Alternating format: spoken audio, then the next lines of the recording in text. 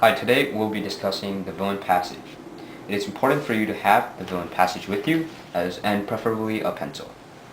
Now, a first read is always necessary, so after reading the passage for the first time, you will gain an understanding.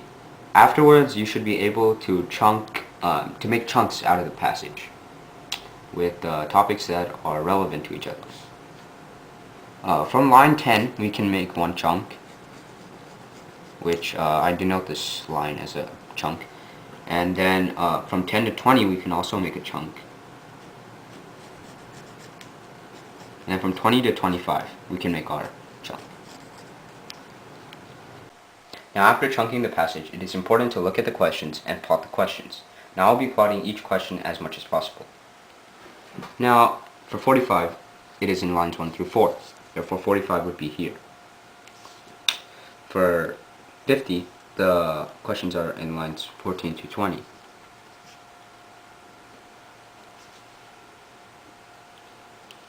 For 46, it is lines 4 through 7. For 47, it is line 8. For 48, it is 10 through 11. For 49, it's 11 through 13. For 52, it says, find the words of Jack Ketch's wife, which is actually line 21. Similarly, 51 is here from lines 20 to 25. However, 53 cannot be plotted, as it contains ideas from all throughout the passage. Now, after you have plotted all the questions, it is important to look back at the chunks and read each chunk separately. Now, the first chunk lies in lines 1 through 10. After reading lines 1 through 10, which I have, I will be giving a short summary, or write a short summary in your head as a way of active reading. Now, lines 1 through 10 basically state that the author starts by making an assertion about the simplicity of calling a person a villain or rogue, but the difficulty of insulting a person without using any disgraceful terms is, it's pretty hard. Now, he goes on by comparing that this circumstance is synonymous to making the nose and cheek stand out without employing any depth, a contradiction. And he continues by saying that this method of insulting results in complexities between a master and a scholar, and a master and its student. The author then contrasts the responses of a witty man and a fool to an offense. A distinction is made between wit and lack of understanding. Later on, there is a contrast shown between the sloppy and the refined when he talks about butchering the man. And then in section 3, from lines 20 to 25, the author makes a difference between the plain and the exceptional by comparing Jack Ketch to his servant. He also mentions that he wishes to apply a similar circumstance to himself. After reading each chunk separately, it is time to move on to the question. Now, question 45 states, in the first two sentences of the passage, lines 1 through 4, the speaker draws a distinction between the following options.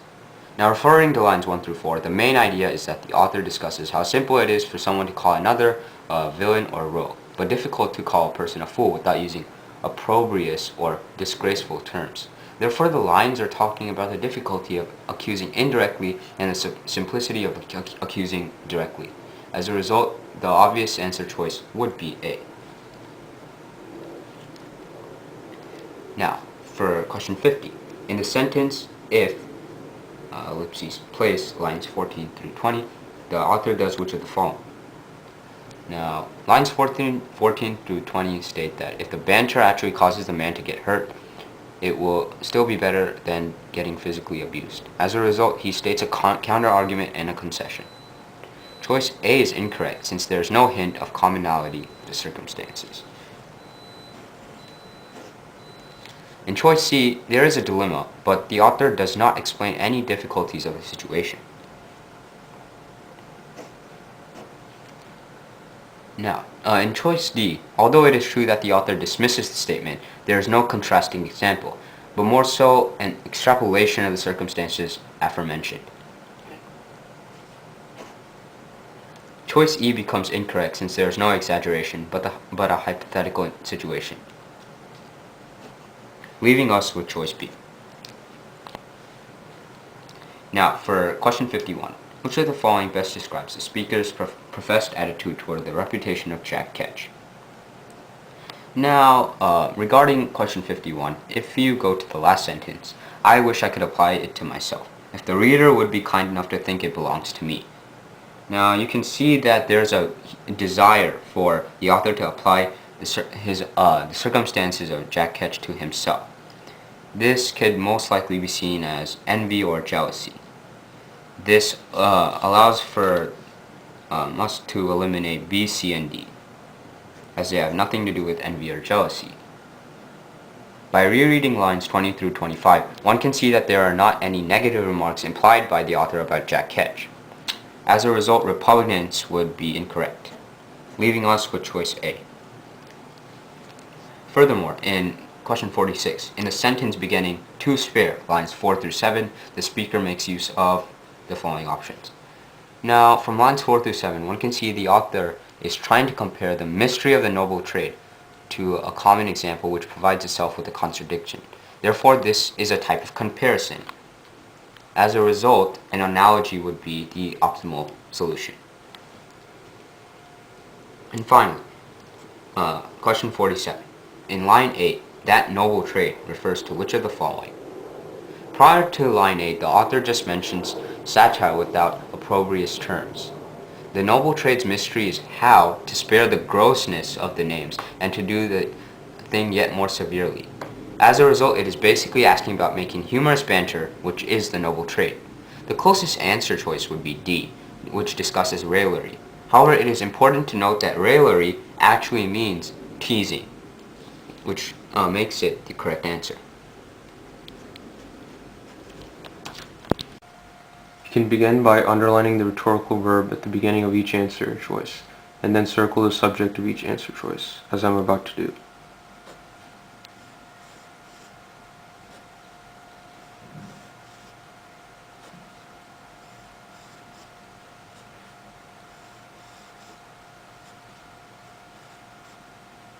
And then you can reread lines 10 to 11. Now, for the answer choices, you can cross out undercuts in answer choice A, because the author does not undermine or diminish a previously made point in lines 10 to 11.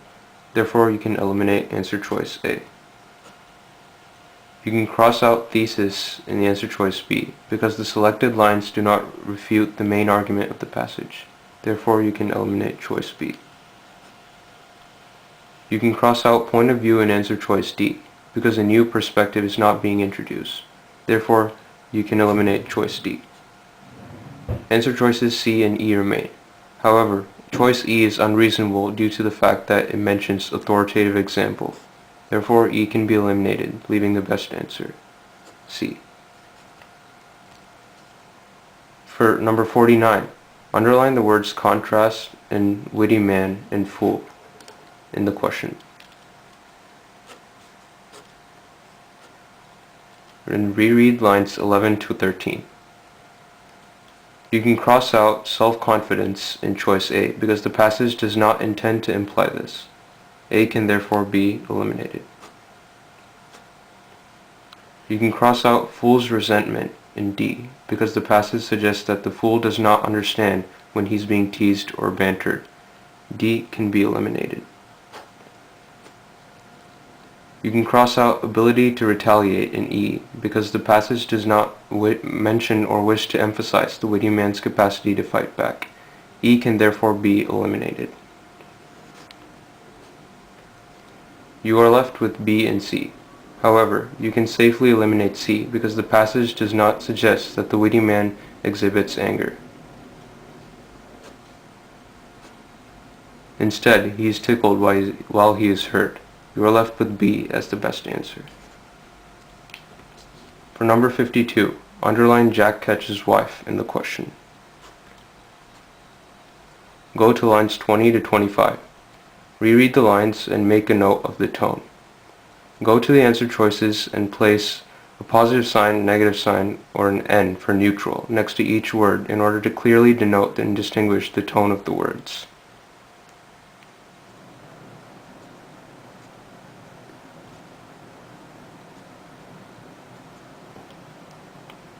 You can eliminate deceptive and horrifying, choices B and C respectively, because of their strong negative tones.